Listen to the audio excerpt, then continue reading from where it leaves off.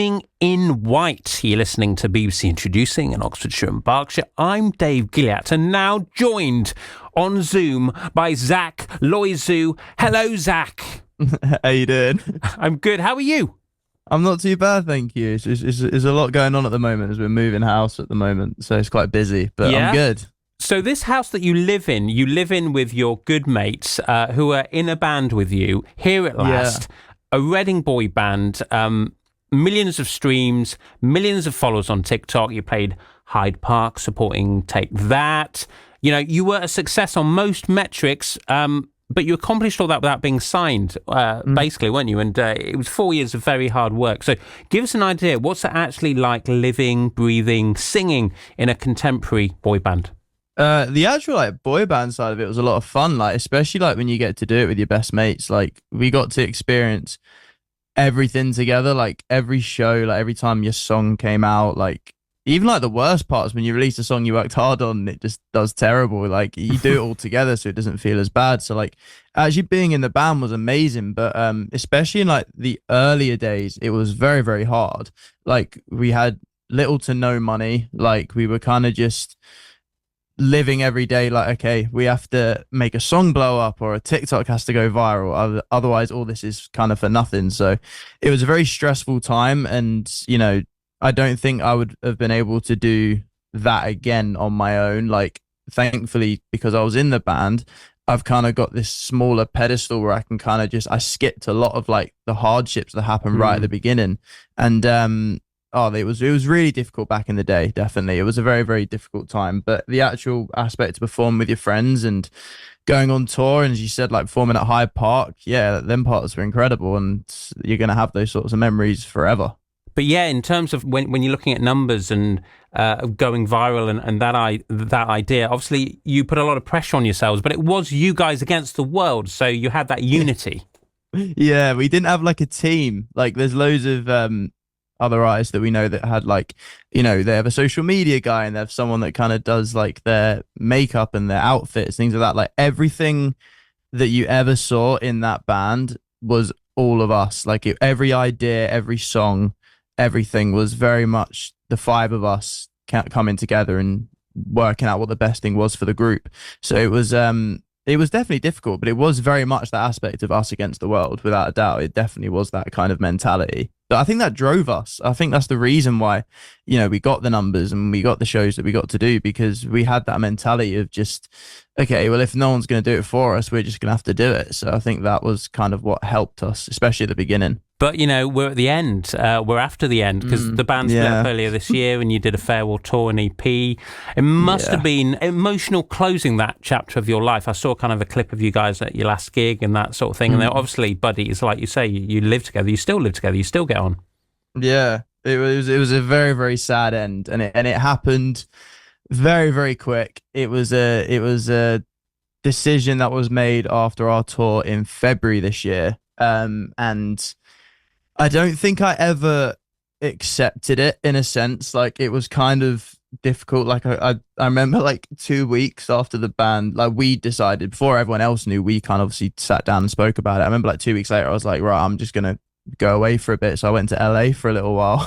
But I was literally just distraught by it, but I didn't accept it. And then as soon as it got to that farewell tour and I was kind of saying goodbye at the end, literally right at the end of the show, I remember then it kind of hit me, and I was just then overwhelmed with emotion. And I kind of I think for a while I thought I was losing the boys as well as the band. And then it kind of then, after the show, I kind of then accepted that I don't think there's actually anything in life that's going to stop us being best friends, if that's not going to stop it. Do you know what I mean? I think that's the kind of thing that made it all okay. But it was very upsetting, because we did it for 5 years. Do you know what I mean? We were literally kids when we started it, and now we're adults. So share with our listeners, what are your thoughts on this? Are they just not signing boy bands at the moment? Because Here at Last filled an obvious gap, but it wasn't to be. Yeah, I've got to be careful I don't say anything bad about people. No, it's a weird time in the industry. It's a very, very weird time, because I think no label and no artists even know what's going to work, what songs are going to blow up, what artists to sign. I think it's so all over the place at the moment, and anything can, like, blow up, and you can be someone with 2 followers the next day have 2 million if a song does well. Do you know what I mean? So I think because nobody knows, nobody wanted to take a risk on a boy band, and I think I kind of get it from their perspective, but at the same time, I'm kind of like, they should have, snapped at the chance, because I think we just had bad timing. I think nobody wanted to jump at it, and we did everything we could to kind of prove that we were marketable and sellable, but I just think no one really wanted it, and I don't know why. And I think I wish that I could go back in some of those rooms and be like, why? Yeah. But I can't. But yeah, it's I don't know. I think it's so out in the open at the moment that I don't think anyone knows what's going to work and what doesn't. It just feels like someone's missing a trick. Like there's a wide open goal there. Yeah. And for the next boy band, and no one, no major label is really taking a big punt on it. No, and it's really weird, because then as soon as then we split up, the amount of emails that our management got, and that, messages that we got, and people we've spoken to have gone like, oh, why did you split up and everything like that? Like, why did no one sign you? Oh, we were like looking at you guys and things. And I'm like, well, we were around for 5 years. Do you know what I mean? And like, we gave it everything. And like, I understand, you got to look at it in perspective of these labels and people like that. And clearly we weren't what they were after, which is fine. Like, I'm still proud of everything we did, and I do genuinely believe that we were good. And I just think that it's a weird time. As I said, I just don't think anyone knew it was going to work. 'Cause I reckon if someone had said, yeah, if you sign these guys, it's definitely going to work, obviously everyone would have signed us. But because the music industry is so different now to what it was even 5-10 years ago, it's impossible for anyone to know what is going to work or not. So you're going solo. How many of the other guys are sticking with music? Are you all going to be in competition now, or some guys kind of taking turns in other areas at this point in their lives? Yeah, I mean, I think all of us are doing something in the music industry. I think Tommy, Ryan, and Pedro are all doing solo music, and their music is insane. Like, I get the privilege of listening to their songs when they come out of sessions, and like working with some of them on their songs, etc. And I'm more excited for their music than like anybody's in the industry right now. I'm just kind of like, these guys are going to seriously do well. So it's nice having that relationship with the boys. And I feel like I'm a fan. Do you know what I mean? I think that's the cool thing about it. We're all fans of each other, and I think it's such a good relationship. And as I said to you before, I didn't think that we were gonna have this kind of relationship after the band, because I just thought everyone would then leave, and that would just kind of be it, and everything would fade out. But it didn't, and we still work together, and we're still excited for each other's future projects. So it's really cool. Well, right now we are excited about your future project, okay? So Yeah. you have struck out solo. So what's the first thing you knew you wanted from the new music that you were going to make? I was the last one in the group to say that I was going to do a solo career. And I think it's because I was scared to do music on my own. So then when I had a lot of talks with people and they said I should just give it a go, like, what's the worst that can happen? I was kind of like, okay, I mean, I come from a boy band, don't get me wrong, but I'm not like an out and out like hot boy, if that makes sense. Like, I kind of like was always like, oh, I'd love cooler sort of aspects to things. Like, I listened to a lot of the 1975, and I said like the Bleachers, Sam Fender, even like Sam Fender's was massive inspiration for Naughty Boys. And so like when I then started writing in sessions, I was like, okay, what's something that a boy band wouldn't write about? And then I was like, a bank robbery. I don't know where. I think that kind of came from watching the Robbers music video by the 1975, and I was like, I'd love to write a song about a bank robbery. And then I kind of took aspects of Sam Fender in it, and that has always been the kind of music I've listened to. So I was just like, I'm going to make music that I really, really love. And I think that's sort of when I was like, that's obviously going to be the direction I'm going in. So it's like, it's still pop in my music. Like, don't get me wrong, like I come from a boy band, so there's obviously going to be aspects of that in it, but at the same time I always wanted a more of an adult perspective than just a boy band sort of perspective. It was like, okay, I want to do what Sam Fender's doing, and what like even like songwriters like Noah Khan, like I think like the way they write music and the stories they tell, I was like, I really want story based music rather than it always being a love song, for instance. Even though like I'm gonna end up writing love songs, I'd love to write songs that are like stories, and I think that's why I've gone in that direction.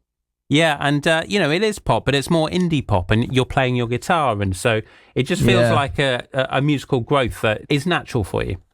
Yeah, it does. It feels really natural. Playing guitar was something that I always loved doing. So whenever I did shows with Here at Last, like most of the time, if you look at any clips of us live, I'll have a guitar in my hand or like a bass or an acoustic. Like that's just, I think it just always felt more me than standing there without one. But as I said, I'm not opposed to standing there again without one, but I just feel very, very comfortable having a guitar in my hand. Well, you've mentioned LA already, and I know that you just got off the plane from LA. Yeah. So, have you made a couple of trips out there? And what are you up to? Spill the beans. um, this was my third trip this year. That I Wow. went out to LA. Yeah, I've been out there a lot. I don't want to be that guy that's like, oh, I went out there and I found myself. Like, do you know what I mean? I don't want to be that guy, but I did go out there and find myself in a sense. Like, it was like I kind of met people and I got to be around some incredible writers and producers and, people that had such a different perspective on the industry. And, you meet people all the time that are doing some incredible things and you're just like, I want to be doing what you're doing. So it was kind of like a drive out there. And then you're kind of right. I'm up to stuff. Like, do you know what I mean? Like, there's stuff I've got planned that I'm doing. I can't really let too much out. I'm writing a lot and I'm enjoying it and I love LA. I think it's incredible. And I've heard so many different perspectives on LA that some people love it, some people like despise it. But at the moment I love it. I think it's incredible and you meet so many amazing people and it's such like a hub for upcoming musicians and already made musicians and then some of the best producers in the world are there. And I've had the pleasure of working with so many that are just like honestly like changed my perspective on music and they teach me so much. So I feel like I go out there whenever I'm like, either feeling a bit down or I'm like wanting a bit of inspiration. It's just I'm gonna go like just see some people that lift me up again. So it is amazing. I do love it out there. It's great you had a positive experience of it because, like you say, not everyone does, and some people might go out there and feel like, oh no, that there might be hundreds of other Zach Loizous out here, and, but you haven't. You felt like confident in your individuality and the chemistry you're obviously creating with producers out there. No, yeah, definitely, and I think you're completely right. It's like, it's when a lot of people, like actors, say you go into an audition and then there's like 20 people that look exactly like you. It's kind of exactly that. You go out there and there's, I don't know, 50 to 100 23-year-old boys that want to do pop or indie pop or anything, and they've all got great music, and you're like, okay, I've got to do something that sets me apart. So it's scary, but it's LA, and you got to be the best, and the only way you're gonna be the best is by writing the best music, making great connections with people and having that kind of mentality of I'm not going to lose. So that's kind of been my mentality since I decided to do music again, was just I'm not going to allow myself to lose. Well, you've already mentioned the single Naughty Boys. Yeah. And in terms of thinking back to when you were growing up, were you a good kid? Were you a problem child, a teenage tearaway? Were you a naughty boy? I was a mixture, and I think if my mum ends up listening, she'll definitely agree with that.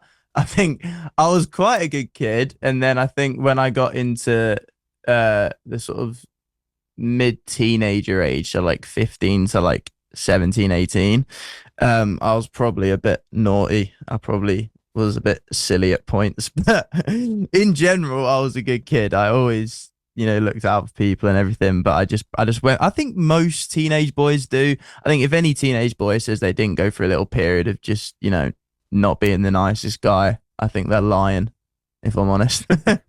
Well, before we play it, I know that you've got another single. I think it's your second, like Imminent, but it's too early for us to play it now. So did you want to tease ahead to that one and maybe mention what else you might have up your sleeve? Yeah, so I've got a song coming out on the 27th of December called She Went LA.